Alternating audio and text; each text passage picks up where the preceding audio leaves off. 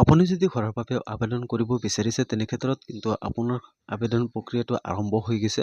এতিয়া কিন্তু আপুনি আবেদন কৰিব পাৰিব। আপুনি আবেদন কৰাৰ সময়ত কি ডকুমেণ্টছ লাগিব গোটেইখিনি প্ৰচেছ মই এইটো ভিডিঅ'ত আলোচনা কৰিম। ভিডিঅ'টো স্কিপ নকৰাকৈ সম্পূৰ্ণভাৱে চাই থাকিব। আপুনি আবেদন কৰাৰ বাবে আপুনি এখন ফৰ্ম ফিল আপ কৰিব লাগিব আৰু ফৰ্মটো ক'ত কেনেকৈ ফিল আপ কৰিব লাগিব মই জনাই আছোঁ।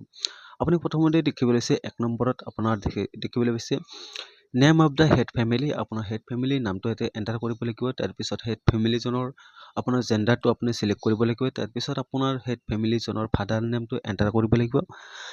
Head family father number enter কৰাৰ পিছত আপোনাৰ এজটো ভৰাব লাগিব। তাৰপিছত আপোনাৰ যিটো নম্বৰত আছে আপোনাৰ পাৰ্মানেণ্ট এড্ৰেছত আপুনি ভৰাব লাগিব হাউচ নাম্বাৰ।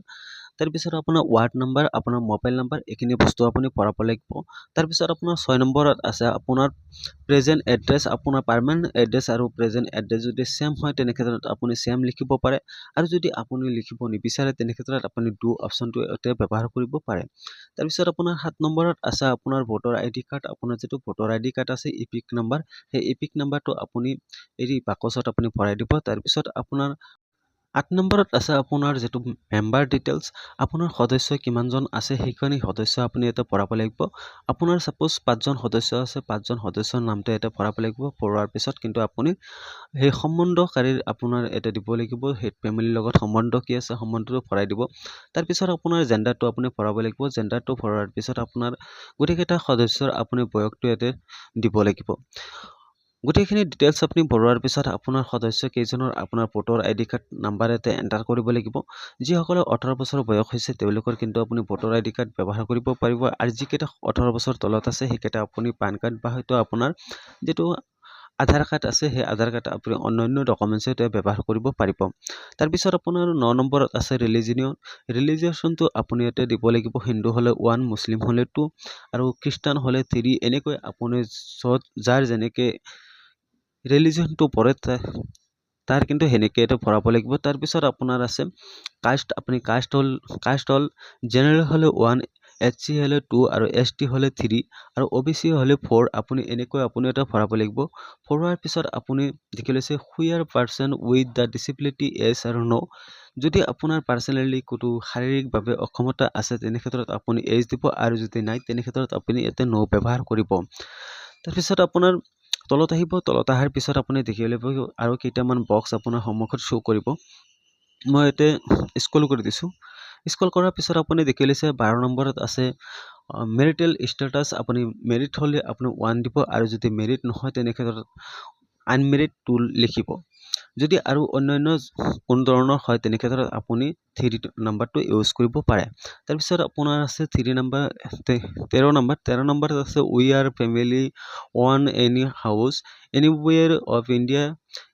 আপুনি যদি ইণ্ডিয়াৰ ভিতৰত হয় তেনে ক্ষেত্ৰত আপুনি এজ ব্যৱহাৰ কৰিব, আৰু যদি নহয় তেনে ক্ষেত্ৰত আপুনি ন' ব্যৱহাৰ কৰিব। If is then locality details, locality city state. আপুনি যদি ডিষ্ট্ৰিক্ট লিখিব বিচাৰে আপুনি ডিষ্ট্ৰিক্ট লিখিব পাৰে, আৰু যদি ডিষ্ট্ৰিক্টৰ বাহিৰত হয় তেনে ক্ষেত্ৰত আপুনি ষ্টেটটো ব্যৱহাৰ কৰিব। If is then extent of the Indian is square metre. আপোনাৰ ঘৰ বাৰী বসবাস কৰা ঠাইখিনি আপোনাৰ কিমান স্কোৱাৰ মিটাৰ আছে আপুনি স্কোৱাৰ মিটাৰটো এটা ভৰাব লাগিব আপুনি য'ত ঘৰটো বনাব। তাৰপিছত আছে 14 নম্বৰত আছে ownership details of the exist house. 1 হ'লে 01 দিব, আৰু ৰেণ্ট হ'লে 02 আৰু আদাৰ্ছ হ'লে 03 আপুনি ব্যৱহাৰ কৰিব। Average monthly income of householder in আৰাছ। আপোনাৰ বছৰি ইনকাম কিমান আছে আপুনি গোটেইখিনি ইনকাম ইয়াতে ভৰাব লাগিব। তাৰপিছত আছে child thumb important of head of house holder. আপুনি যিজন আবেদন কৰি আছে সেইজন আবেদনকাৰী কিন্তু ইয়াতে থাম্ব বা আপোনাৰ এটা ছিগনেচাৰ এটা লগাব লাগিব। যদি চহী কৰিব পাৰে চহী কৰি দিব, আৰু যদি আপুনি চহী কৰিব নাজানে তেনে ক্ষেত্ৰত আপুনি ইয়াতে ফিংগাৰ প্ৰিণ্ট ব্যৱহাৰ কৰিব পাৰে। Signature of the person of ULV in charges. আপোনাৰ এইটো ব্যৱহাৰ কৰিব নালাগে, আপুনি এইটো বক্স এৰি দিব। তাৰপিছত আপুনি স্ক্ৰল কৰিব। স্ক্ৰল কৰিলে আপুনি দেখিবলৈ পাব আপোনাৰ আৰু কিছুমান আপোনাৰ তথ্য ইয়াতে ভৰাব লাগিব। আপুনি স্ক্ৰল কৰাৰ পিছত আপুনি ইয়াতে দেখিবলৈ পাইছে undertaking of the bank billing.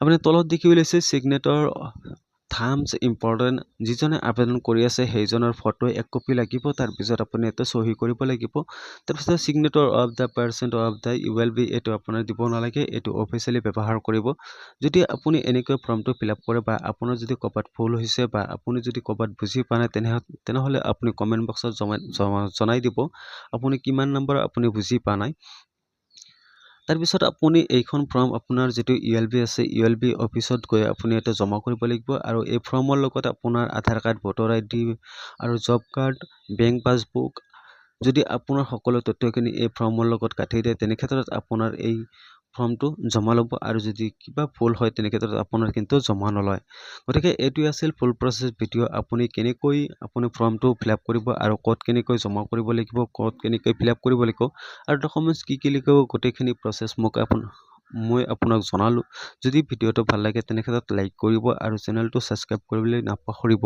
আৰু যদি আপোনাৰ বন্ধুবৰ্গ আছে তেওঁলোকে শ্বেয়াৰ কৰক সকলোৱে যাতে গম পায় যে এতিয়া আপোনাৰ নতুন হাউচিং কাৰণে আবেদন আৰম্ভ হৈছে গতিকে আজিৰ ভিডিঅ' এইখিনিতে সমাপ্ত কৰিছোঁ নেক্সট ভিডিঅ'ত লগ হ'ম জয় অসম থেংক ইউ ফৰ ৱাচিং মাই ভিডিঅ'